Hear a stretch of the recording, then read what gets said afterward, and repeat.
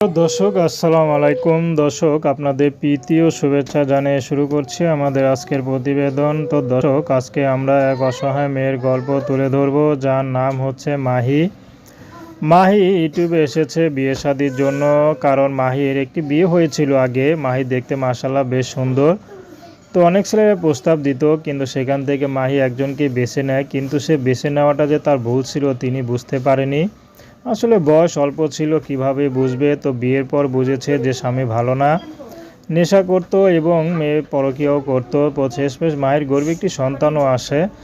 তো বর্তমানে মাহির ডিভোর্স হয়ে গেছে। তো মাহি এখন ইউটিউবে এসেছে ভালো একটা জীবনসঙ্গীর আশায়, যে তার সব কিছু জেনে মেনে নেবে। কারণ মাহির বয়স এখনও কিন্তু কোনো কমতি নাই, সে এখনও রূপ যৌবন ভালোই আছে। তো কারণ মাহি অল্প বয়সে বিয়ে হয়েছিল, তো মাহি এখন দেখতেও মাশাআল্লাহ বেশ সুন্দর। তো মাহি চাচ্ছে ভালো একটা জীবনসঙ্গী, যে তাকে একটু ভালোবেসে আপন করে নিতে পারবে। সেই মানুষটি যেমনই হোক মাহি বিয়ে শাদী করবে।